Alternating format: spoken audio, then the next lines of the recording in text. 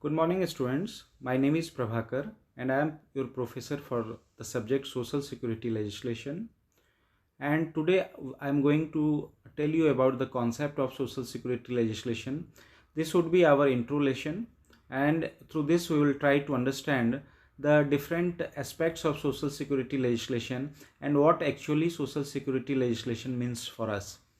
If we see the syllabus of Social Security legislation, it covers the 5 different acts in the name of Workmen Compensation Act 1923, which is presently known as Employees Compensation Act.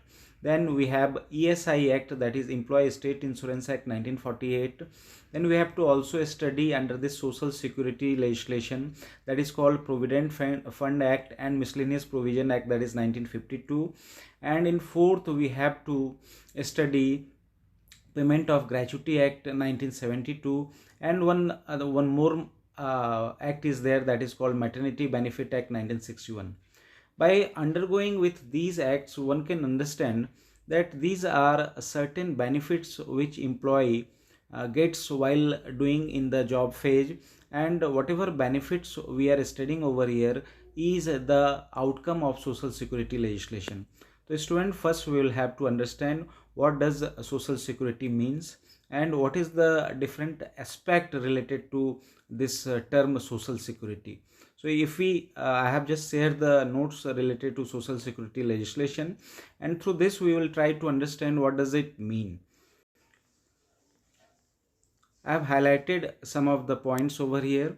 If we see, the idea behind the concept of Social Security is that the state shall be responsible for protecting its citizen against certain contingencies of life. Again, one more aspect is there. The basic principle of Social Security implies collective action by the community to help a member against misfortunes and wants he cannot meet with his own resources. It is based on business ethics, ideals of human dignity and social justice. Then in the next line we can find out Social Security is the security that society furnishes through appropriate organizations against certain risks to which its members are exposed.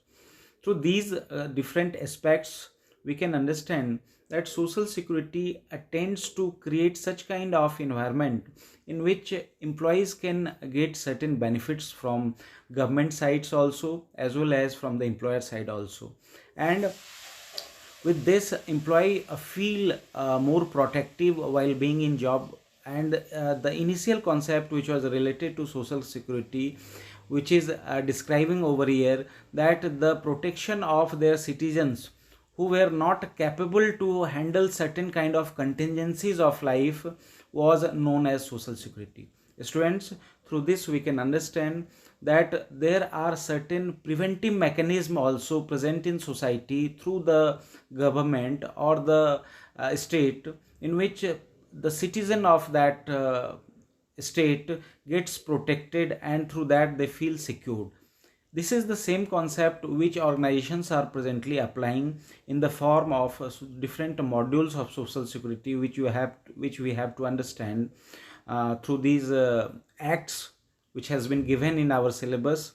It means that Social Security is the security provided by the government with the help of employer, and in the form of social assistance as well as social insurance. So in our first introduction, we have to understand the basic difference between social assistance and social insurance also. Social insurance, as it describes, that when we make certain kind of contributions to get certain kind of support from the employer for us, then in that prospect social insurance comes into existence. This is said in the form of PF Act 1952 and even in ESI Act 1948 also.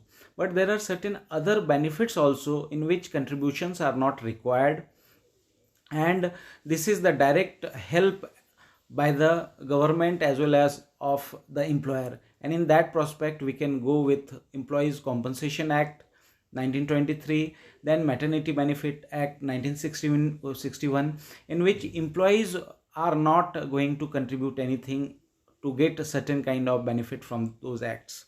So we can understand from the basics that social security is a security in which employees are protected by paying certain premiums to certain acts, and through that they get benefits. In the same way, in the another segment, where employees or employers or government contribute certain things to protect their employees. So these are the two aspects of social security in the form of social assistance and social assurance. And now we will just go with some of the definitions of social security. Our late president, Mr. B.V. Giri, has defined social security is the security that the state furnishes against the risk which an individual of a small means cannot stand, the risk which an individual of a small means cannot stand up by himself or even in private combination with his fellows. This definition is again describing the fact that there are certain contingencies of life in which employees cannot be comfortable to deal with that because of having less resources. In that social security, through social security modules, employees can get benefit, and he or she can be protected from certain kind of contingencies.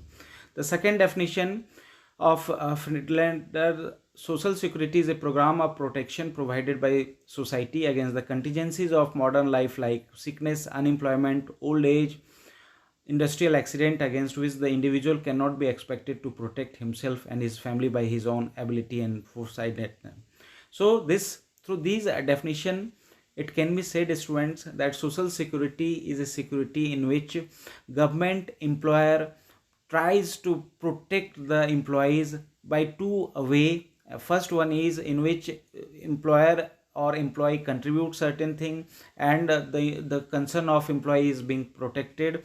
In the second same way, they do not take any kind of contribution from the employees, and they by themselves try to protect certain contingencies of life of employees. So students, thank you so much. This is our first intro session. In next session we will discuss more about this social security. Thank you so much, students.